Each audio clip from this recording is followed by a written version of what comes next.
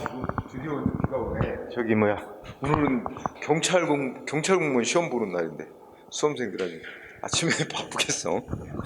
경찰 공무원도 올해 마지막이고 내년부터는 이제 시험 과목이 다 바뀌어갖고 그 경찰 공무원하는 학생들도 응? 시험 과목 바뀌니까 부담되잖아. 안 왔던 새로운 과목을 해야 되고, 이게 올해 기를 쓰고 그동안에 공부했던 사람들은 막 기를 쓰고 했을 텐데 응? 참, 날씨도 이렇게 안 받쳐주네. 응. 자, 우리가 오늘은 여러분들 교재 보면은 220쪽 볼 차례죠? 교재 220쪽. 그래서 이제 제목이 뭐야? 행정행위의 종류 또는 분류, 이렇게 말할 수 있는 거야. 그러면 일단 행정행위 뭐 엄격하게 정의하지는 않더라도 우리나라의 통설 판례가 행정행위란 어떤 행위라고 하고 있어. 행정행위란 첫째, 행정기관이 법 집행하는 행위. 근데 국민보다 우월적 지위에서 공권력을 행사해서 법을 집행. 그래서 국민하고 사이에 권리 의무 같은 행정법적인 권리 의무를 직접 발생시키거나 이런 등 국민의 권리 의무에 직접 영향을 미치는 행위. 이게 이제 행정행위라고 하는 거죠. 근데 행정행위를 이제 그 개설이라는 데 보면 이렇게 몇 가지 기준으로 나눠볼 수 있는데, 첫 번째, 여기서 좀 중요한 구분. 자, 법률 효과의 발생 원인, 요거 일단 알아둬야 돼. 그러니까 법률 효과의 발생 원인은, 법률 효과라는 건 권리 의무라고 생각을 해봐. 그러면 국민하고 사이에 권리나 의무가 발생하게 되는 원인이 뭐냐? 그래서 이제 행정기관이 국민한테, 당신한테 무슨 의무, 이런 내용의 의무를 부과하겠다, 이런 내용의 권리를 부여하겠다, 이런 것처럼 행정기관의 의사의 내용 따라서 국민하고 사이의 권리 의무가 발생, 변경, 소멸하는 그런 내용, 그런 유형의 행위는 뭐라 그러는데? 법률행위적 행정행위라 그러는데.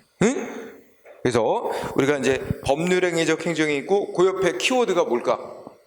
국민하고 사이에 뭐에 의해서 권리 의무 같은 법적 효과가 발생한다는 거야? 응?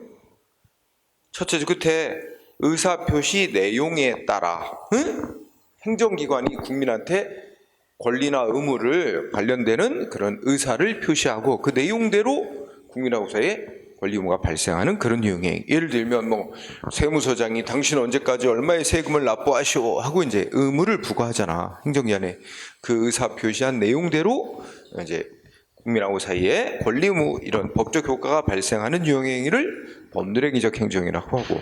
근데 그 밑에 보니까 준자 하나가 더 붙지? 준 법률행위적 행위. 그러면 똑같은 논리로 그 밑에 설명에서 제일 중요한 부분이 어딜까? 응? 국민하고 사이에 권리 의무 같은 법적 효과가 뭐에 따라 발생? 법이 정한 대로. 응? 그러니까 행정기관이 무슨 생각, 무슨 의도를 가지고 법 집행 행위를 하든 상관없어. 행정기관이 그러한 법 집행 행위를 하면 이러이러한 효과가 부여된다. 법에서 정해놨어. 응? 그 법에서 정해놓은 내용대로 국민하고 사이에 권리 의무 발생, 변경, 소멸하는 효과가 생기는 거, 이런 거를 준 법률행위적 행위라고 부르기로 한 거야. 응? 그래서 이제 예를 들어 하나 설명하면 어떤 게 그런 게 있냐면, 이제 어떤 사람이 물건을 새로 발명하잖아, 자기가. 근데 자기가 그 물건을 최초로 발명했다. 그래서 뭘 받고 싶어? 특허를 받고 싶어, 그죠? 최초 발명한 거란 걸 인정받. 그러면 자기가 이제 최초 발명자라는 게 인정이 되면 그 물건에 대해서 자기가 뭐 수십 년간 독점 판매할 권리가 있단 말이야. 예를 들면 요새 뭐 신약 코로나19 백신도, 그치? 그것도 아무나 못 만들어, 생산 못 하잖아.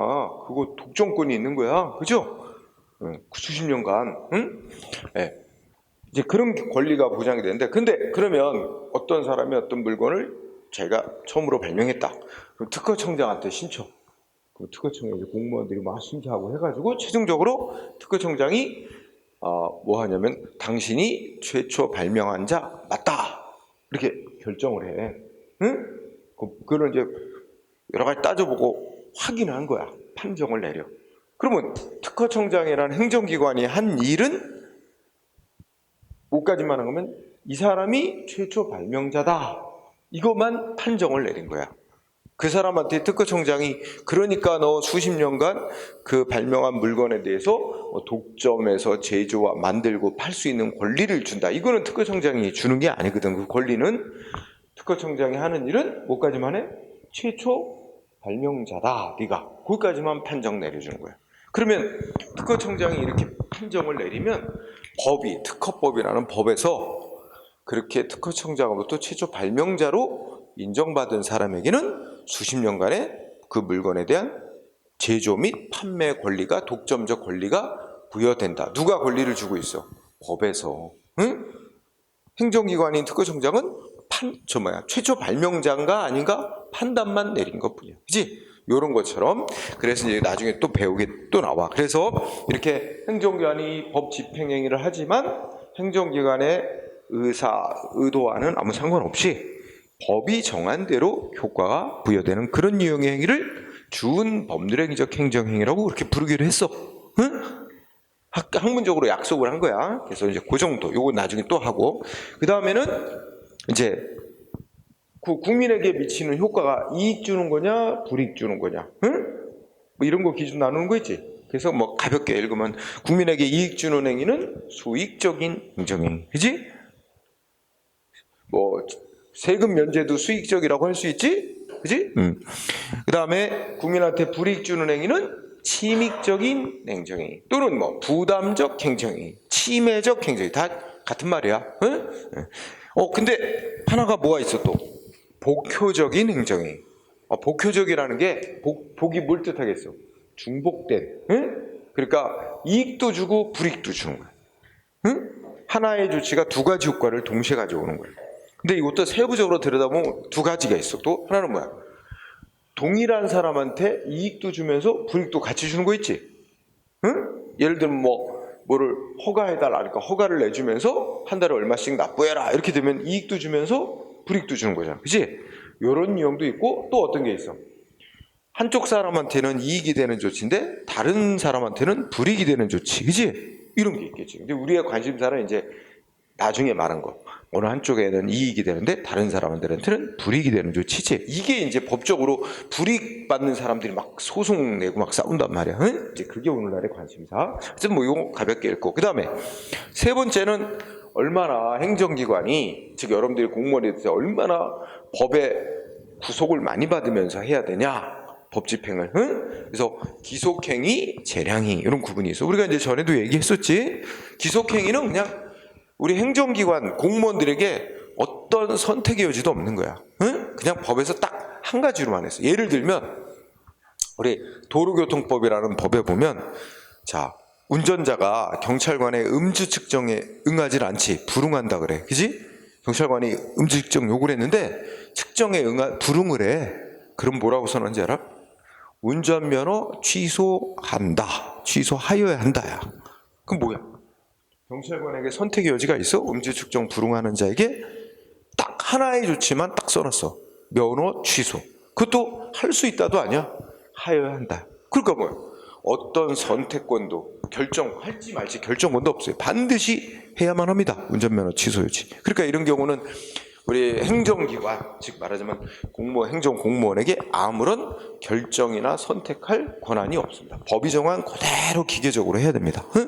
그런 유형의 행위를 기속행위라고 합니다. 법이 그런 경우 많이 정해놨어요. 근데 또 한편 더 많은 게 뭐냐면 그 재량을 주고 있어.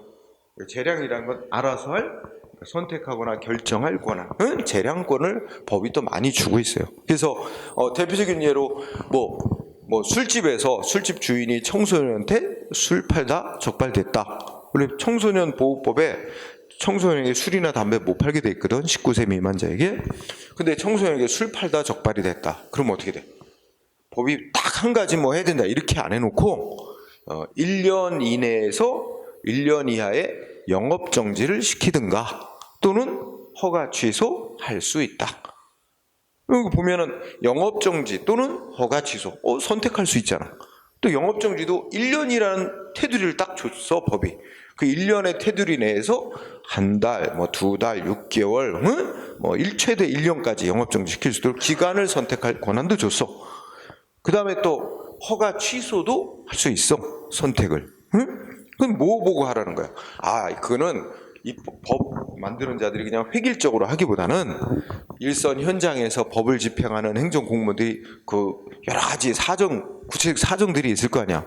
이 위반한 업자가 처음 위반한 건지 과거에도 위반한 전력이 있는지 아닌지, 응? 또 위반한데 알고도 위반한 건다. 청소년임을 알면서도 위반했나? 응?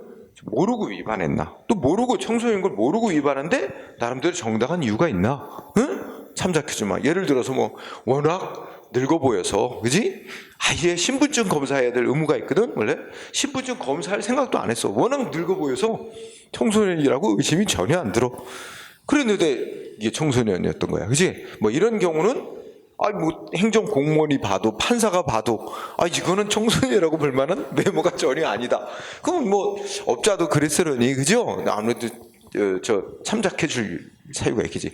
그런 거 저런 거 또 뉘우치냐 안 뉘우치냐 뭐 여러 가지를 고려해서 법 집행을 하는 우리 행정 공무원들이 그 고려해서 거기에 상응하는 위반 정도에 상응하는 적정한 조치를 택하도록 이렇게 권한을 준 거지. 그러니까 재량행위는 법이 테두리를 딱 쳐주고 그 테두리 안에서 그 상황에 맞는 가장 적정한 조치를 택해서 할 수 있도록, 그죠? 이렇게 권한을 줘. 그게 바로 이제 재량을 주는 이유는 획일적으로 한 가지만 하라고 그러면 타당하지 않은 결과가 생길 수 있으니까 일선 행정 공무원들에게 재량을 주는 게 보통입니다. 응? 근데 우리가 공부하듯이 기속행위야말로 법이 정한 그대로 기계적으로 해야 되고 법을 조금이라도 어긋나면 위법이야. 그죠? 근데 재량행위는 법이 이렇게 테두리를 뚝 쳐놨다. 그지? 그 재량권 범위를 정해놓은 거야. 그지? 그러면 그 범위를 벗어나지 않고 하면 위법은 안 되는 거지. 응? 근데 범위를 벗어나 버리면 위법이 되는 거야. 그러니까 재량행위도 멋대로 해라가 아니라고. 그죠? 주어진 법 테두리 내에서 하라는 거야. 응? 네, 그런 얘기. 그래서 이 재량행위, 기속행위에 관한 얘기가 이제 바로 뒤에 나올 텐데 중요한 시험 출제 영역이 됩니다. 응? 자, 그 다음에 또 뭐 있어?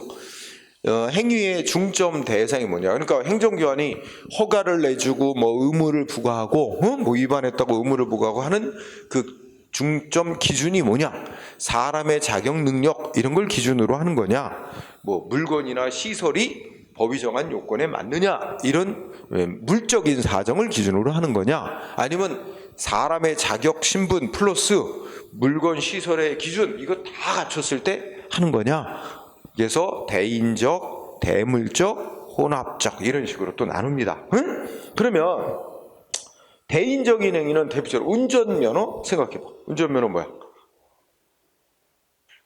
그 운전할 그 사람의 자격, 능력 이거 보고 면허 내주는 거 아니야?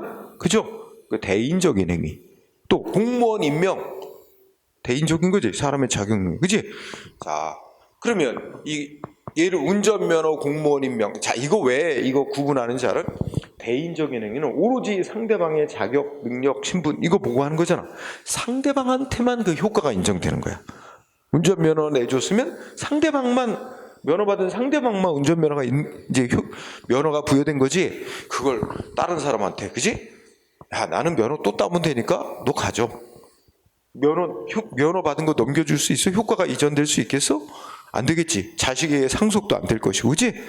그거야. 대인적인 건 오로지 상대방한테만 인정되는 효과가 있어서 타인에게 이전, 승계가 될 수가 없어, 효과가. 그지?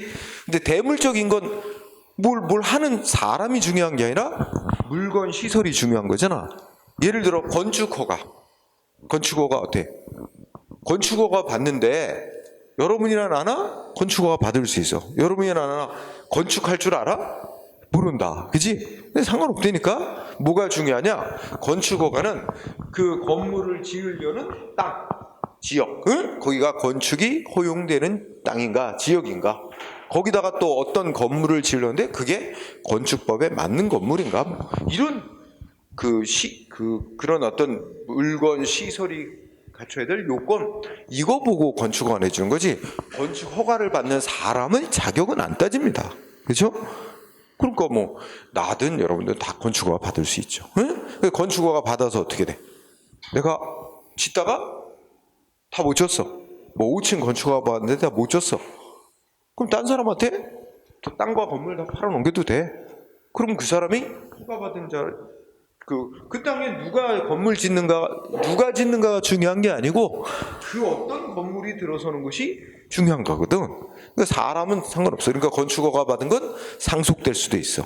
그치? 내가 다 짓다 못 지은 거 내 자식이 땅과 건물 상속받아서 마저 완성할 수 있단 말이야. 그치? 허가받는 효과는, 그래서 결론, 대물적인 성격의 행위는 뭐야? 효과가 승계되는 거야. 응? 이전 승계. 그러면 혼합적인 건 어떻게 했어? 두 가지를 다 보고 하는 거잖아. 뭐 그렇게 흔치는 않은데 예를 들면 이런 거지. 우리가 이제 우리 여기도 인천에도 그렇지만 종합병원이라고 있잖아. 큰 대형 종합병원. 종합병원으로서 인정이 되려면 아마 뭐가 있어야 될까? 의사도 무슨 전문 진료 과목 무슨 의사 몇 명 이상 있어야 되고, 또 병상 수도 몇 개 이상 이런 게 아마 있을 거야. 그러면 병상 수는 대물적인 요건이고, 그지? 그 다음에 전문 진료, 전문 의사, 무슨 과, 전문 의사가 몇 명 이상 있어야 된다. 그러면 그건 대인적인 거. 이 두 가지 다 충족이 돼야 종합병원으로 인정이 된다는 얘기지. 그런 거는 혼합적인 거겠지. 근데 이거는 이제 허가니 면허니 받아서 사업을 하다가 딴 사람한테 건물이야 팔아넘기고 하겠지만, 그지? 그 효과가 이전되려면 뭐가 필요하겠어? 아무래도 그 사람 자격 기준 이런 게 요건이 돼 있으니까 그 자격 있는 자가 넘겨받아야 되니까 그거는 또 행정기관에 승인을 받도록 한다든지 이런 제약 조건이 있습니다. 응? 아무래도 가야지겠지? 자, 가볍게 읽고요. 그 다음에 또 뭐야? 그 형식, 그러니까 행정기관이 법 집행에서 국민하고의 효과가 발생하려면 일정한 형식을 갖춰야 되는지를 기준으로 해서 요식행위, 불요식행위 이런 식의 구분이 있습니다. 이건 뭐 별건 없어, 그치? 설명 안 해도 다 알 거야, 그치? 근데 우리가 지난 시간에 배웠잖아요. 개인이 행정기관에 뭐 신청하고 신고하는 것도 다 일정한 요건 갖춰서 문서로 하도록 하는 게 거의 대부분이야. 우리가 개인 사이야 자유롭게 형식을 자유롭게 해도 되는 거지만, 행정 문제에 있어서는 국민하고 사이의 관계를 명확하게 하기 위해서 보통은 이렇게 문서에다가 일정 사항, 필수 사항 기재해서 하도록 하는 게, 개인이 행정기관에 하는 것도 그렇고 행정기관이 국민한테 법 집행하는 조치도 거의 대부분이 이렇게 일정한 형식을 갖춰서 하도록 하는 게 대부분입니다. 근데 그렇다고 해서 꼭 그런 건 아니고 대부분 그렇다는 거예요. 응? 그래서 경우에 따라 불요식 행위도 있습니다. 일정한 형식을 요하지 않는 행위. 그 다음에 단독 행위, 쌍방적 행위 이런 게 있어요. 예를 들면 단독 행위는 그냥 행정기관이 일방적으로 법 집행하는 세금 부과 조치, 그지? 영업 정지 조치. 일방적으로 하잖아. 상대방의 동의나 신청을 안 받고 행정이 일방적으로 하지. 되게 국민한테 침익적인 행위, 불이익 주는 행위는 되게 일방적으로 하죠. 그죠? 근데 이제 쌍방적 행정행위라는 거는 이게 이제 상대방 국민의 신청이나 동의를 요건으로 하는 겁니다. 그래서 예를 들면 보통 우리가 영업허가 내주는 거 신청받아서 심사 안 하고 허가하지. 보통의 영업허가, 이익 주는 행위가 상당 부분 여기에 많이 속해, 그지? 영업허가도 있고, 공무원 임명도 뭐야? 공무원 임명도 보통 여러분 공무원 임명되기 위해서 뭐해? 여러분들이 응시원서 내잖아. 신청하잖아. 그럼 신청하는 거야. 공무원 신분 받고 싶다고, 그지? 신청행위를 전제로 하죠. 웃기는 얘기지만 공무원 임명 상대방 동의 안 하면 무효예요. 예를 들어서 우리 무슨 장관이 지나가다가 지나가다가 누굴 보고 당신 우리 부처 공무원 하면 딱 맞겠다. 오늘부터 우리 공무원으로 임명한다. 근데 뭐야? 상대방이 저 싫은데요? 그럼 끝이야. 무효야. 그 상대방의 동의가 있어야 되는 거야. 그런 것처럼. 그래서 이렇게 상대방의 동의, 신청 이런 걸 요건으로 하는 행위를 쌍방적인 행정행위 이렇게 얘기를 한다. 그지? 이렇게 진행합니다. 그 다음에 적극적 행위, 소극적 행위 이런 게 있어요. 이거는 뭘 기준하면 행정기관이 법 집행 행위를 함으로써 기존에 있던 어떤 법적 관계에 변동이 일어나나 아니나 이걸 기준하는 거예요. 그러니까 적극적인 건 변동이 일어나는 거야. 예를 들면 여러분이 운전면허 내주면 어때? 운전면허 받기 전에는 운전하는 거 금지돼 있어요. 법적으로 운전 금지 의무가 부여돼 있는 거야. 그런데 운전면허를 내주면, 발급받으면 어떻게, 운전면허 발급해주는 행위는 이제 너 운전 금지됐던 의무 없애준다. 이제 운전하고 다녀도 돼. 그러니까 기존의 금지 의무가 없어지는 상태가 되는 거지. 기존의 상태가 변경되는 효과를 가져오는 걸 적극적 행위라고 합니다. 응? 반면에 소극적 행위는 뭐야? 기존의 상태에 아무런 변동 안 갖고 오는 거. 예를 들게 운전면허 신청했더니 당신은 불합격입니다. 면허 거부. 그지? 그 아무 변동이 없잖아. 운전 금지 상태가. 이렇게 보통 이렇게 거부 조치 같은 게 대표적으로 소극적인 행정. 그러니까 소극적이라는 표현은 기존의 상태 아무 변동 안 갖고 오는 거 가르쳐. 그지? 그러면 이걸 우리가 이제 이 운전면허라는 이거를 하나의 법 집행 조치인데 얘 행정행위인데 도로교통법 집행하는 행위야. 그지? 우리가 여기 분류 기준에 맞춰서 보면 다 어디에 속할까 한번 보세요. 운전면허. 첫째, 법률행위적 행정행위일까? 준법률행위적 행정행위일까? 응? 우리 경찰이 당신 법이 정한 운전 금지 의무를 해제해 줍니다. 운전 금지 의무를 풀어줍니다. 행정기관의 의사표시 내용대로 상대방의 의무가 없어지는 겁니다. 금지 의무가. 응?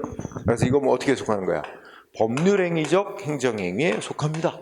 응? 그 다음에 또 어디에 속한다고 말할 수 있지? 응? 그 추익적, 침익적, 복효적 어디에 속할까?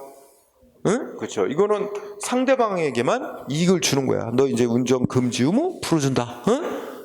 수익적 행정행위. 그죠? 그 다음에 또 세 번째 기준. 기속행위일까? 재량행위일까? 응? 아니, 그러니까 원래 법이 도로교통법이란 법에서 왜 운전 금지해 놨을까? 응?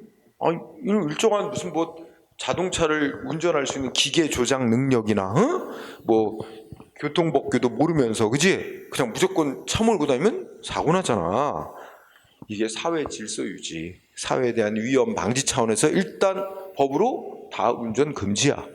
그래놓고 사회에 해를 끼치지 않을 최소한의 요건을 법으로 정한 다음에 그 법이 정한 요건을 갖추면 이제 금지 풀어준다는 거예요. 그럼 제일 출발점 뭐냐면 원래 사람은 태어날 때부터 자유롭게 운전할 수 있는 자유를 갖고 태어났어요. 자유롭게 할 수 있어. 근데 그 개인의 자유를 법으로 일단 금지시켜놨어. 뭘 위해서? 사회의 위험을 방지하기 위해서. 그리고 요건을 정해놓고 요건을 갖췄다. 그러면 뭐가 된 거예요? 사회에 해를 끼치지 않을 요건을 구비했다. 그러면 어떻게 해야 돼? 풀어줘야지. 요건 갖췄으니까. 요건을 갖췄는데도 금지를 안 풀어주면 국가가 괜히 어떻게 돼? 개인의 자유를 억압하는 거야. 그렇지? 그럼 무슨 얘기하는 거야 지금? 따라서 운전면허 요건, 법이 정한 요건, 말하면 시험 합격 다 하면 경찰은 어떻게 해야 돼? 운전면허 내줘야 됩니다. 의무사항이에요. 상황 봐서 내줄 수도 있고 안 낼 수도 있고 이거 선택권 없어요. 응? 운전면허는 요건 갖추면 면허를 발급해줘야 되는 기속행위입니다. 응? 요건 다 갖추는데 면허를 안 내준다. 위법이야. 응? 자, 그 다음에 대인적, 대물적. 이건 아까도 했지. 운전면허는 사람의 자격, 능력. 이거 보면은 대인적 행위. 따라서 타인에게 면허 사고 팔고 상속 이런 거 안 되죠. 그 다음에 운전면허는 요식행위일까 불요식행위일까? 자, 요식행위지. 면허증이라는 증명서를 발급해 줍니다. 그죠? 면허증. 그죠? 요식행위. 그 다음에 적극적 행위일까 소극적 행위일까? 응? 순서대로 하면 단독적, 쌍방적. 상대방이 신청받아서 하는 거지? 쌍방적. 그죠? 네. 그 다음에 기존에 운전 못하던 상태에서 운전할 수 있는 상태로 법적 지위를 바꿔놨으니까. 그죠? 적극적인. 그러니까 이렇게 어떤 하나의 행정기관의 법 집행 조치를 이런 기준 저런 기준 이렇게 나누는 이유는 다 이유가 있어. 응? 네. 이거는 특히 이제 수익적인 거, 국민한테 이익 준 건 함부로 또 박탈하면 안 된다. 우리가 앞에서 배운 뭐야? 박탈할 사유가 있어도 어떻게 돼? 면허 내준 걸 박탈할 사유가 있어도 뭐 가벼운 위반했다고 면허 취소? 이건 비례 원칙에 어긋나겠지. 그지? 가벼운 위반 행위 했으면 뭐 한 달 영업 면허 정지 정도가 적정하지. 거기다가 면허 취소까지. 이건 비례 원칙이다. 그러니까 이익준 행위는 특히 국민한테, 그지? 이렇게 이익을 줬다가 뭔가 불이익 다시 제재를 하고 박탈하고 할 때 비례 원칙, 신뢰보 원칙 이런 거 고려해야 된단 말이야. 그러면 법원 측의 제약을 많이 받는 거죠. 응? 그죠? 이익 줬다가 함부로 못 빼서. 그 다음에 뭐 기속행위, 재량행위, 그 다음에 뭐 이거 타인에게 그 효과가 이전될 수 있는지 이런 거 다 따져보는 그런 기준이 되는 겁니다. 자, 그래서 그거 봤죠? 그러면 이제 요런 거가 있는데 우리 오른쪽으로 가니까 이번에 이제 복효적 행정행위라고 하는 거 공부합니다. 응? 자, 뜻은 대충 알지? 복효적 행위. 응? 그래서 이익과 불이익이 동시에 발생하는 행위, 그지? 그런데 아까도 얘기했지만 두 가지로 크게 나눌 수는 있다. 동일한 사람한테 이익 불이익을 발생시키는 거냐, 서로 다른 사람한테 발생시키는 거냐. 근데 오늘날 중요한 건 서로 다른 사람한테 이익 불이익 이렇게 나눠서 발생시키는 경우다. 이때 문제가 되는 건 불이익 받는 자가 이제 누군가한테 이익 주는 조치를 함으로 인해서 자기한테 불이익이 생겼다. 응? 그 다른 사람한테 이익 준 조치 자기한테 불이익 주는 위법한 조치다. 그걸 무효로 해라, 취소시켜라, 이러고 소송으로 싸우고 막 이런 게 문제가 많이 된단 말이야. 응? 그래서 그런 얘기를 합니다. 그래서 우리가 이제 의의를 읽어보되 그 표에서 제3자유 행정행위, 이게 오늘날의 관심사야. 제3자유 행정행위라는 말로 이제 좀 줄여서 말하면 제3자유 행정의 핵심은 뭐야? 서로 다른 자에게 이익 불이익을 가져오는 행위, 그지? 자, 그러면 쌍가로 2번 제3자유 행정행위, 의의에서 동그라미 2번 보세요. 자, 동그라미 2번 보면 3자유 행정행위는 첫째, 복수의 이해 당사자가 존재합니다. 그죠? 이익 받는 자, 불이익 받는 자, 그지? 그러면 이익 받는 자, 이 개인의 이익에서 이익 불이익이 있지만 또 하나 행정기관은 뭘 또 고려해야 돼? 사회 전체 공익도 고려해야 돼. 그러니까 행정기관 입장에서는 이런 유형의 법 집행 행위를 할 때는 좀 더 신중해야 되겠지. 상대방 이익 받는 자의 이익, 불이익 받는 자의 불이익, 그지? 그다음에 공익, 이것도 다 종합적으로 고려해서 뭔가 법 집행 행위를 해야 되겠다는, 그렇죠? 그래서 복수의 이해 당사자, 응? 그래서 이런 이익 형량 조정이 중요해집니다. 응? 자, 동그라미 3번 밑줄 쳐주세요. 뭐하고 연관이냐? 원고 적격, 확대 경향과 밀접한 관련이 있습니다. 우리가 이제 앞서 공부한 바에 따르면 누구든지 법이 보호하는 이익을 침해받으면 자기의 법이 보호하고 있는 이익을 침해받은 자는 소송을 제기할 자격을 주죠. 응? 자, 이거 뭐냐면 예전에는 이런 거란 말이야. 우리 전에도 한번 공부했어. A라는 사람이 신청을 하니까 시장이 뭘 내줬냐면 A라는 사람한테 공장 건축 허가를 내줬단 말이야. 그랬더니 이거 A한테는 이익이 되는 거잖아, 그지? 그런데 공장 건축 허가가 이 마을 주변에 이제 공장이 들어선대. 그러면 이 마을 주민들, 인근 주민 입장에서는 이게 불이익이 되는 거야, 그죠? 그러면 예전에 이 불이익 받는 인근 주민이 시장이 A에게 공장 건축허가 위법하게 내줘서 자기의 이익을 침해한다? 인근 주민이 소송할 자격 예전에는 없다 그랬어. 안 줬어. 왜냐면 그거는 법에 의해 보호받고 있는 이익을 침해당한 게 아니라 그냥 반사적으로 불이익 받는 거에 불과하다 이래갖고 법이 보호하는 이익 침해가 아니니까 소송할 자격이 없다 그랬어. 근데 오늘날에는 이제 이 공장 건축허가 관련된 법, 또 환경 이런 거 하면 환경에 미치는 영향 평가하도록 또 법이 있거든. 그런 거 다 법 따져보고 이런 법에서 뭐 환경에 미치는 영향 평가하도록 한 거는 인근 주민들의 환경 이익을 보호하기 위한 거다. 이렇게 해서 주민의 이익이 법에 의해서 보호되고 있는 이익이다. 이런 걸 이제 넓게 인정해. 그래서 법이 보호하는 이익을 침해당했다고 주장하는 인근 주민에게는 이 조치에 대해서 소송할 자격 인정된다. 이렇게 해서 점점 소송할 자격 인정도 넓게 인정이 안 되면 그게 바로 이제 그 소송할 자격을 원고 적격이라고 하잖아, 그지? 오늘날 과거보다 이렇게 불이익받는 자들의 3자 얘가 이제 이렇게 여기서 보면 시장하고 A가 공장 건축허가에 A가 상대방이고, 그지? 이게 둘이 이제 공장 건축허가의 당사자야. 근데 그것 때문에 불이익받는 얘가 이제 제3자야. 제3자인 인근 주민이 과거에는 반사적 이익 침해 받는데 불과하다. 소송 자격 안 줬지만 오늘날은 법이 보호하는 이익 침해 받는 거다. 소송 자격 인정해 주는 경우가 점점 늘어가고 있다. 이거 앞에서도 공부했어, 그죠? 그래서 알아두고요. 자, 그러면 다음 페이지. 자, 이렇게 이 불이익받는 이 제3자, 제3자 인근 주민 제3자를 보호하는 제도. 우리나라의 이 불이익받는 제3자를 보호하기 위해서 어떤 제도들이 인정되고 있고 안 되고 있는 건 뭐가 있나? 그래서 여기 제3자의 보호와 관련된 항목이 중요합니다. 자, 1번 제3자의 행정의 신청권은 앞에서 공부한 행정 개입 청구권 얘기라서 특별한 논점은 없어요. 넘어가고, 자, 동그라미 2번이 중요합니다. 행정 절차 참가권, 그지? 요거는 읽어보면 우리나라 행정 절차법에 규정이 있다는 거야. 그래서 읽어보니까 행정청이 직권으로, 알아서, 직권으로 뭐 알아서 또는 신청받아서 결정을 내려가지고 행정 절차, 행정 절차에 참여하도록 인정받은 제3자, 그지? 아무나 할 수 있는 게 아니고 행정청이 직권으로 또는 신청을 받아 행정 절차에 참여하도록 인정된 제3자는 뭐 할 수 있대? 둘째 주글에 뭐 사전 통지를 받고, 또 뭐야? 의견 제출할 수 있고, 뭐 청문회, 공청회 등에 참여할 자격이 인정된대.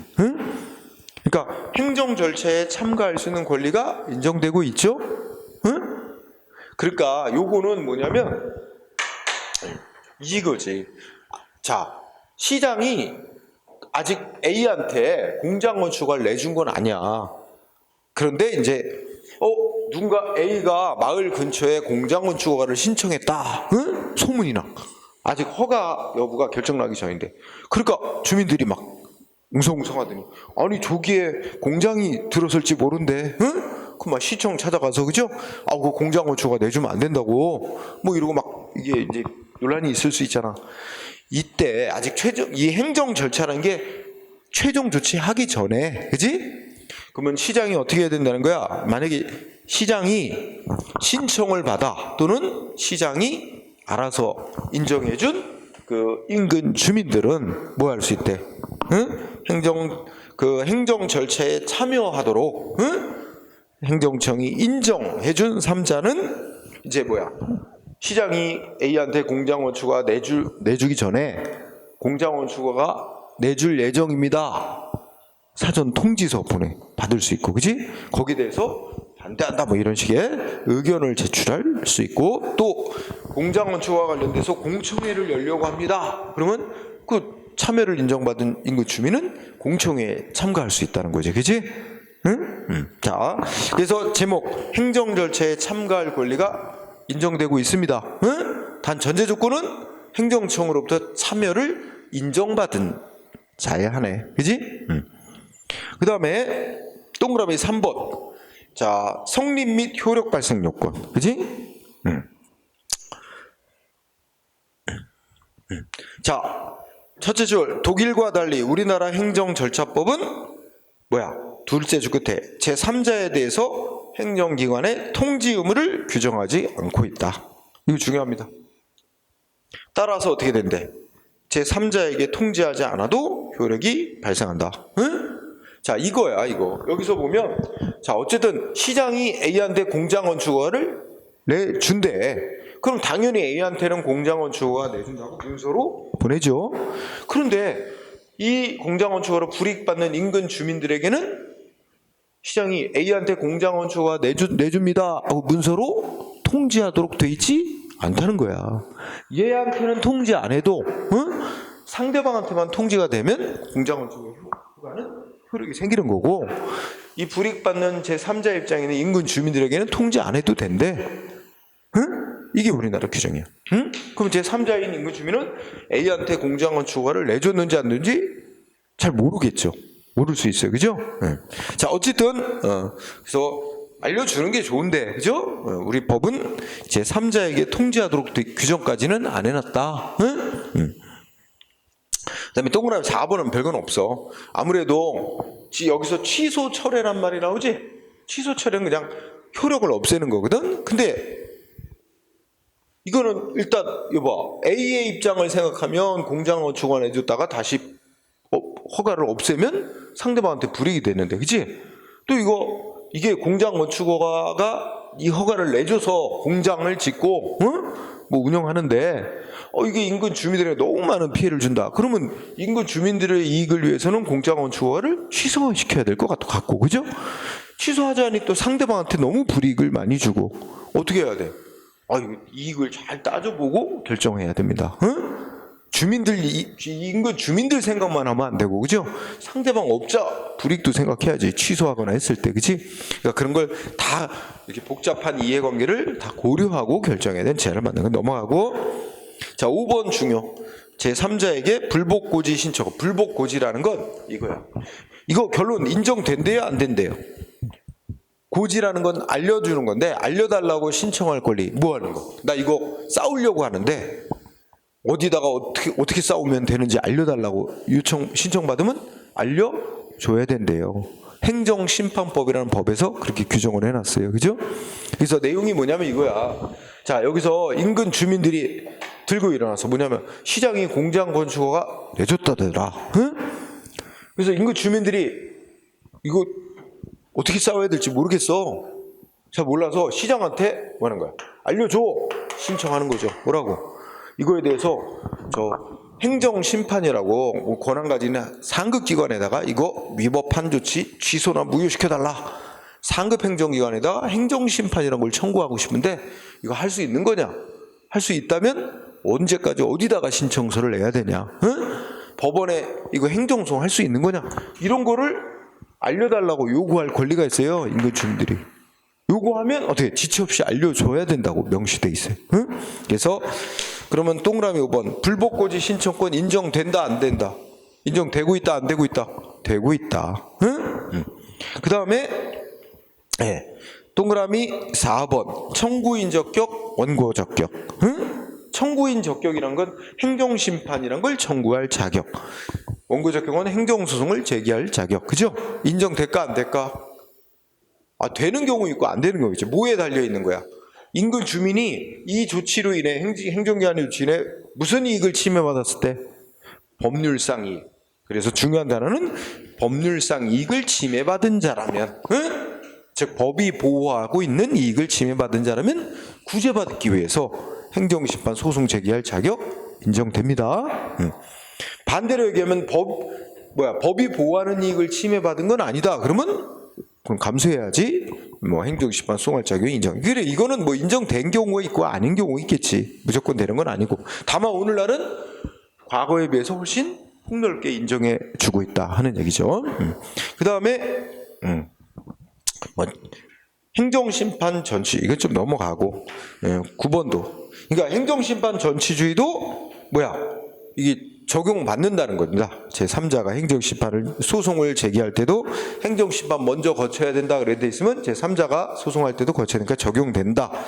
쟁송 제기기간도 원칙적으로 적용된다. 행정심판 소송하려면 법이 정한 기간 내에 제기해야 되는 건 원칙적으로 마찬가지다. 그지? 자, 9번이 중요합니다. 9번에 뭐 있어요? 제3자의 행정쟁송 참가권 및 재심 청구권. 그죠?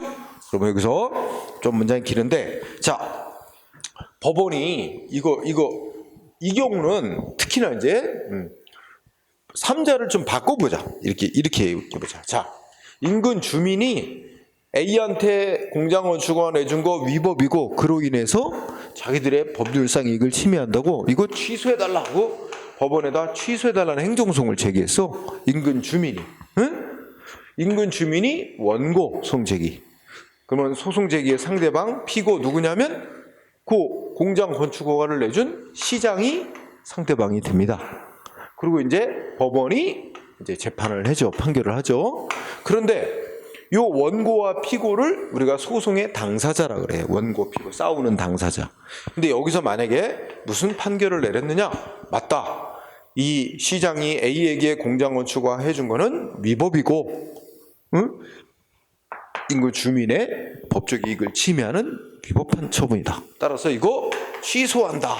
법원이 취소 판결 내렸다고 가정해봐. 그죠? 그러면 어떻게 될까? 이 취소 판결은 누구한테도 효력이 있어? 야, 소송한 인근 주민 원고에게도 시장인 피고에게도 판결의 효력이 있기 때문에 다 따라야 됩니다. 그런데 이 판결은 누구한테도 효력이 있어? 이 소송 결과에 따라 이해관계 달린 자 누구야? 이해관계 있는 자 A한테도 판결의 효력이 있어요. 따라서 A는 자기가 받았던 시장으로 받았던 공장호초가 판결에 의해서 취소돼서 없어져. A는 이 판결로 불이익을 받게 됩니다. 그죠? 자, 그러면 이해해봐. 자, 소송에서 판결이 내려짐으로써 이 판결 때문에 불이익받는 제3자가 누구야? A. 그지? 이때 A는 어떻게 할 수 있어? 이 판결, 이런 불리한 판결 나오는 거를 막기 위해서 재판에 참가할 수 있어. 이 재판에 내 얘기도 좀 들어서 판결해달라. 응? 재판해달라. 그래서 A가 법원에 신청. 내 주장도 있다. 내 주장도 그래다. 이거를 이제 소송에 참가한다 그래. 참가할 권리가 인정돼. 응? 자, 지금 첫 번째, 두 번째 줄에 여러분 판결은 누구한테도 효력이 있어? 둘째 줄에 3자에게도 판결의 효력이 있습니다. 응? 제3자에게도 판결의 효력이 미치기 때문에 그러면 여기서 제3자는 소송의 당사자가 아니라 소송 결과 때문에 이해관계에 있는 3자야. 소송의 제3자. 그러면 제3자가 여기서 A가 불리한 판결 나오는 걸 막기 위해서 필요한 제도가 인정되고 있는 제도가 뭐라고? 응? 넷째 줄에 행정쟁송에 참가. 행정쟁송이라는 게 행정심판하고 행정소송 두 가지를 합쳐서 그냥 행정쟁송 그래. 그러니까 쉬운 말로 하면 소송에 참가할 수 있다 이렇게 생각했지. 참가한다는 의미는 이 재판에 참여해서 자기한테 유리한 주장 펼치고 증거 내고 해서 증거 제출하고 해서 본인한테 불리한 판결되는 걸 막기 위한 활동이지, 그지? 자, 그 다음엔 그렇게 참가를 했고, 그 다음에 마지막에는 또, 응? 판결의 마지막 줄에 판결에 의해서 권리나 자기의 권리나 이익 침해를 받은 제3자는 자, 그거 밑줄 쳐주세요. 중요한 단어가 뭐가 있냐면 두째 줄 끝에 오른쪽 페이지에 재심 청구. 근데 제약 조건이 있어. 자, 제3자는 재심을 청구할 수는 있는데 어느 때 한해서만. 자, 전 페이지 마지막 줄의 끝부분 제3자는 자기에게 책임 없는 사유로 소송에 참가 못함. 응? 자기에게 책임 없는 사유로 소송에 참가를 못했어. 그래서 판결에 영향을 미친 중요한 공격 방어를 못했어. 응? 그래서 불리한 판결이 나왔어. 이럴 때 제3자는 판결에 대해서 불복해서 재심을 청구할 자격이 인정된다. 응? 그러면 반대로 얘기하면 소송에 참가했던 3자는 불리한 판결 나오면 재심 청구할 수 있어 없어? 안 되지. 소송에 참가를 못한 제3자만 재심을 청구할 수 있지. 그리고 또 하나 소송에 참가를 못한 3자가 있는데 얘 지 잘못으로 소송에 참가를 못한 거야. 그러면 재심 청구할 수 있어 없어? 없지. 그러니까 자기의 잘못 없이 자기 잘못이 아닌 이유로 소송에 참가를 못한 3자만 불리한 판결 나왔을 때 재심을 청구할 수 있게 된다는 거야. 응? 자기에게 책임이 있어서 소송에 참가를 못했거나 또는 소송에 참가를 했던 3자는 불리한 판결 나와도 재심 청구를 못하게 된다는 제약 조건이 있는 거죠. 그래서 차례로 보면 판결은 제3자에게도 효력이 미치게 돼 있다. 응? 그러니까 불리한 판결 나오는 걸 방지하기 위해서 제3자는 뭐 할 수 있어? 소송에 참가할 수 있어. 그지? 그리고 참가했는데도 불리한 판결 나오면 어쩔 수 없는 건데, 그지? 근데 자기에게 책임 없는 사유로 소송에 참가를 못한 3자는 재심을 판결에 대해서 재심을 청구할 수 있게 된다. 이렇게 3자를 보호하기 위한 제도가 이렇게 있는 거지, 그지?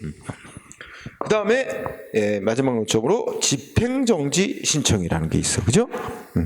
자, 집행정지 신청이란 거는 이제 가로치고 이제 가구제 그랬잖아. 가가 뭐야? 임시라는 뜻이죠. 임시구제. 그러니까 어떤 소송에서 최종 판결을 내려질 때까지는 시간이 많이 걸려. 근데 최종 판결 내려질 때까지 기다릴 수가 없단 말이야. 만약에 예를 들어 이걸 한번 생각해봐. 자, 여러분들 이 과정을 가만히 보면 인근 주민이 A에게 공장 건축을 해준 거 취소해달라고 소송을 냈어. 그런데 이거 판결 나오려면 몇 개월 이상, 최소 몇 개월 걸린단 말이야. 응? 그런데 여러분 우리나라의 대원칙은 뭐냐면 국민이 소송을 제기했다 그래서 시장이 A에게 공장 건축을 해주고 소송 제기했다는 이유만으로 공장 건축과 효력이 멈추는 거 아니에요? 응? 안 멈춰. 우리나라는 원칙이. 그냥 소송 제기했어도 시장이 내준 공장 건축허가는 그대로 효력이 유지돼. 그러면 어떻게 된 거야? A는 소송은 소송이고 A는 열심히 공장을 건축을 해요. 지어요. 땅 파고 막 지어. 응? 그러면 재판 진행하던 도중에 공장 건물 다 들어설 수 있겠지? 다 완공될 수 있겠지? 자, 다 완공돼 버리잖아. 판결 나오기 전에. 그러면 또 법원이 나중에 무슨 판결을 할 가능성이 높아? 야, 이제 와서는 판결 내리려고 하는데 이제 와서 건물이 다 완공됐대, 공장이. 그러면 이제 와서 공장 건축가 위법이었다고 취소한다는 것은 뭐야? 너무 늦었다, 시기적으로. 응?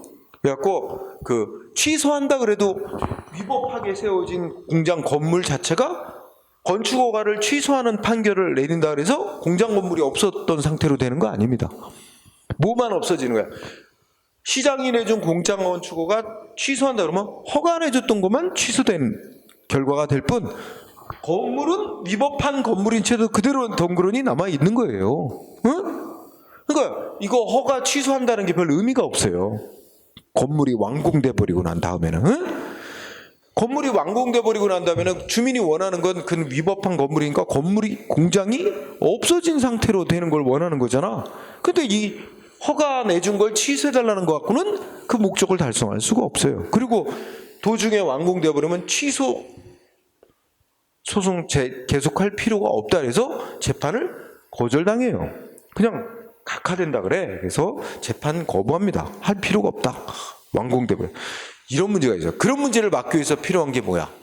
이제 신청하는 거야. 정지시켜달라고. 응? 그래서 인근 주민은 제일 빨리 하는 건, 이게 소송 내놓고 나중에 해도 되는데 제일 빨리 하는 건 동시에 뭐해?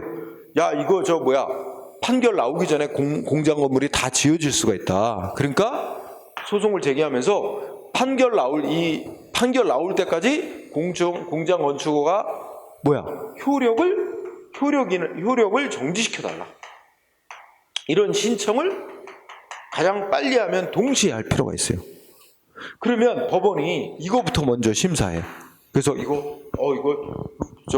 공장을 다 지어질 우려가 있다. 응? 빨리 이거 시장이 내준 건축허가의 효력을 정지해놓고 재판을 해야 할 필요가 있다. 그러면 법원이 심사해서 정지 결정을 내려줘요. 그러면 어떻게 된 거야?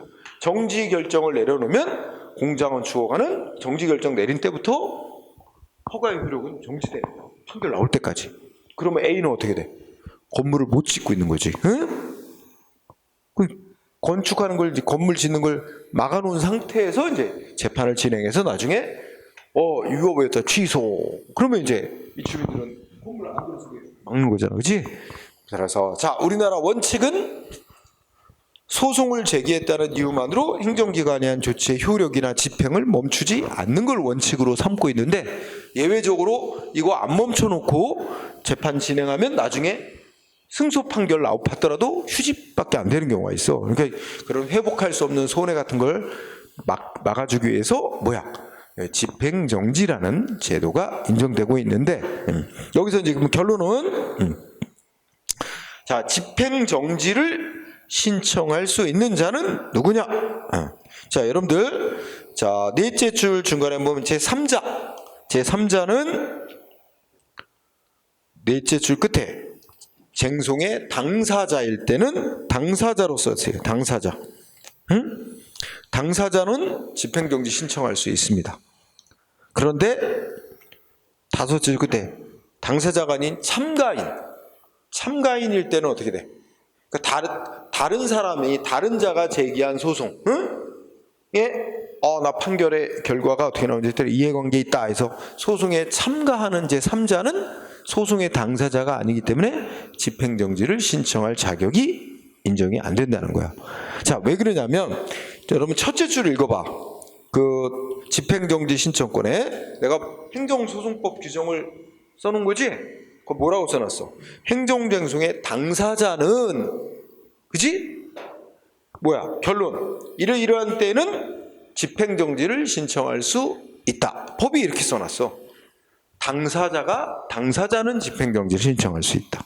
그러니까 여기서 이 경우는 어떻게 돼? 인근 주민, 소송 제기한 원고지, 소송의 당사자니까 뭐 할 수 있어?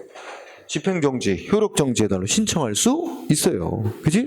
그래서 우리가 이제 제3자를 나누면 제3자가 소송의 당사자인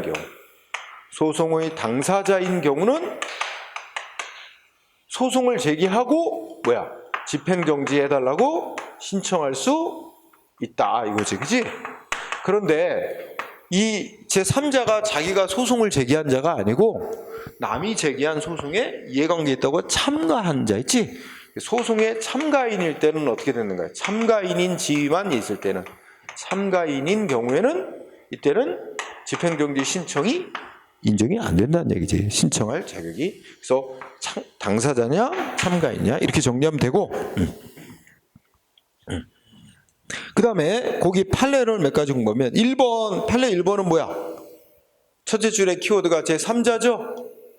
그런데 제3자라 하더라도 어떤 이익을 침해받으면, 첫째 끝에 법률상 보호되는 이익을 침해당하면, 그지? 그러면 결론 뭐야? 행정조치 취소해달라 이래 소송할 자격 인정된다. 그러니까 누구든지 법이 보호하는 이익을 침해당한 자는 누구나 구제받을 자격 인정, 소송할 자격 인정한다는 거죠. 그 다음에 2번도 우리 공부한 거다. 2번은 뭐냐면 무슨 얘기 나오지? 자, 넷째 줄 중간에를 딱 거기를 자른다. 넷째 줄 중간에 기존의 업자나 밑줄치기 전 단계, 그지? 그지? 그러면 기존에 뭐 영업 허가 받아서 하고 있는 영업자가 있는데, 그지? 또 그 근처에다가 신규 허가를 내준다든지, 그지? 그러면 어떻게 돼? 기존의 업자, 이런 관계를 무슨 관계라고 배웠지? 경업자 관계라고 부른다 그래서 기존 업자가 있는데 또 옆에다 신규 허가 내주고, 그지? 그러면 기존 업자는 신규 허가 내준 것 때문에 자기 불이익 입었다고 신규 허가 내준 조치에 대해서 행정청을 상대로 행정소송 제기할 수 있는 경우도 있고 없는 경우도 있어. 결국 이게 뭐야? 기존 업자가 신규 허가로 인해 받았다고는 불이익이 법이 보호하고 있는 이익이냐 아니냐에 따라서, 그지? 그런데 여기서 내가 밑줄 쳐놨지. 면허나 인허가 등의 행정처분을, 수익적 행정처분을, 그러니까 자기한테 이익 주는 조치해달라고 신청한 자가 여럿이래. 동시에 신청한 자, 그지? 그런데 행정기관은 신청자 중에서 하나만 택해서 면허나 인허가를 내준단 말이야. 이런 관계를 무슨 관계라고 부른다? 경원관계, 경원자 관계, 그지? 이때는 어떻게 되는데? 경원관계일 때는, 그래서 경원자 관계, 경원관계라는 단어 나왔지? 굵은 글씨 써놨지? 이때는 어떻게 돼? 밑에 보면 면허나 인허가 등의 행정처분을 받지 못한 자는 경원자에 대해서 이루어진 면허가 인허가 등에 대해서 취소해달라고 소송할 자격 있다. 그지? 그래서 이런 게 바로 이제 우리 앞에서도 공부했어. 오늘날 법이 보호하는 이익이란 걸 이제 넓게 인정해서 그러한 법이 보호하는 이익을 침해받았다 그러면 소송할 자격을 확대 인정해가는 추세와 연관이 있는 얘기 또 반복적으로 나왔습니다. 그죠? 그 다음에 3번 판례 조금 중요하게 생각해. 3번 판례를 아주 좀 중요하게 생각해. 이거는 뒤에 소송 파트에서 나오는 건데 다시 한번 설명을 하면 이거를 그대로 생각을 해봐. 이걸 그대로 보면 자 원래 우리나라는 여기 뭐라고 썼지? 자 3번 특히 제3자유를 수반하는 행정에 대한 행정심판 청구에 있어서 그 청구를 인용하는 내용의 재결로 인하여 비로소 권리이익을 침해받게 되는 자는 그 재결에 대해서 다툴 필요가 있고 그 재결은 원처분과 내용을 달리하는 것이기 때문에 이 재결을 취소해달라고 청구하는 것은 원처분에는 없는 재결에만 있는 고유한 하자를 주장하는 셈이어서 당연히 소송 대상이 된다 이렇게 언급을 했는데 말이 좀 어렵지. 그러니까 요거에 이제 원래 사전 지식이 뭐냐면 이런 거야. 이런 경우가 있는데 똑같이 얘기를 하고 우리나라에 이제 소송이 행정소송이 있지만 소송 말고 행정심판이라는 절차가 또 있단 말이야. 그러니까 소송은 법원에다가 이제 판정에다가 청구하는 거잖아. 근데 법원에다가 소송하면 시간 비용이 많이 걸리잖아, 그렇지? 근데 그거보다 간편한 이제 구제 절차가 어떤 권한 가진 행정기관에 신청해서 판정받는 거야. 응? 그래서 이거에 대해서 인근 주민이 행정심판을 청구했다는 거야. 그러니까 권한 가진 행정기관에다가 이거 취소해달라 이런 거 청구한 거야. 응? 그래서 취소해달라 취소심판 청구. 여기 인천시장이 했으면 어디다가 청구하냐면 어디가 판정해주는 기관이 되면 행정심판에서 저기 국무총리 밑에 있는 중앙행정심판위원회라는 데서 거기서 판정을 해줘요. 여기다 신청하면. 근데 여기서 청구를 했더니 여기서 뭐라고 나왔냐면 맞다. A에게 시장이 내준 공장어초과는 취소 판정한다. 이 재결이라 그래. 소송이 아니라 행정기관이 판정한 거 재결. 그러면 이 취소한다고 판정이 나오면 이것 때문에 A는 불이익을 입게 됩니다. 공장어초가 없어진 버리잖아. 그런데 A가 승복을 못하겠다 이거야. 이 판정에 승복을 못하겠다. 응? 그래서 A가 소송을 하려고 한대. 응? A가 소송을 제기하려고 한대. 그런데 이때 뭘 대상으로 소송을 해야 되냐 하는 게 문제가 있는데, 자 여기서 우리나라는 원래 국민이 행정소송 제기할 때 자기한테 행해진 원래의 처분을 갖고 소송해야 돼요. 우리가 원처분주의를 택한다 그래. 원처분을 대상으로 소송을 해야 됩니다. 응? 그러면 여기서 A의 입장에서는 이게 원처분이에요. 공장건축허가 내준 거. 근데 원처분은 A에게는 이익 준 조치잖아. 근데 이걸 왜 싸워? 이걸 대상으로 왜 취소해달라고 왜 싸워? A 입장에서는. A에게 비로소 불이익을 가져온 조치는 원처분인 공장건축허가 잘못됐다. 그래갖고 취소한다는 이익 재결. 이게 A에게는 비로소 불이익을 주는 조치예요. 응? 그리고 A 입장에서는 원처분은 아무런 위법이 없는데, 응? 그게 잘못됐다고 취소하는 이 행정심판의 재결, 이 판정이 이게 잘못된 판정이다. 그러니까 이 사람 A의 입장에서는 원처분의 위법을 주장하는 게 아니고 이 취소한 판정, 이게 잘못된 판정이라고 여기에 위법이 있다고 주장하는 겁니다. 그래서 이런 경우는 원처분을 대상으로 소송하는 게 아니고 이 재결을 대상으로 재결을 취소해달라고 소송할 수 있게 된다는 얘기입니다. 응? 그래서 다시 한번 문장을 읽어봐. 자, 제3자유를 수반하는 행정행위에 대한, 여기서 보면 이 시장이 한 공장건축허가 A한테는 이익이지만 인근 주민 3자한테는 불이익을 주는 조치 아니야? 제3자유를 갖는 행정조치였어. 그치? 근데 이거에 대해서 인근 주민이 행정심판 청구를 했어. 그랬더니 거기서 맞다. 인근 주민의 주장이 맞다. 그래서 공장건축허를 취소하는, 즉 인용이란 건 청구인의 주장을 들어주는 판정을 내는 거예요. 취소 판정. 그래서 이 취소한다는 재결 때문에 비로소 권리익을 침해받게 되는 자. 여기 칠판에서 보면 그 자가 바로 A야. 이 취소 재결 때문에 비로소 불이익을 입게 되는 자. 이 자로서는 뭘 갖고 소송할 수밖에 없느냐? 원처분을 대상으로 소송할 수는 없는 거고 취소하는 재결을 갖고 소송할 수밖에 없는 거다. 응? 이 얘기입니다. 핵심은. 그리고 이 사람은 원처분의 위법이 아니라 재결 그 자체의 고유한 위법을 주장하는 것이다. 이건 나중에 딱 공부하기라고. 하여튼 알아둬야 될 중요한 판례입니다. 지금은 잘 이해 못해도 하여튼 중요한 판례. 나중에 가면 또 다시 나오게 됩니다. 그 다음에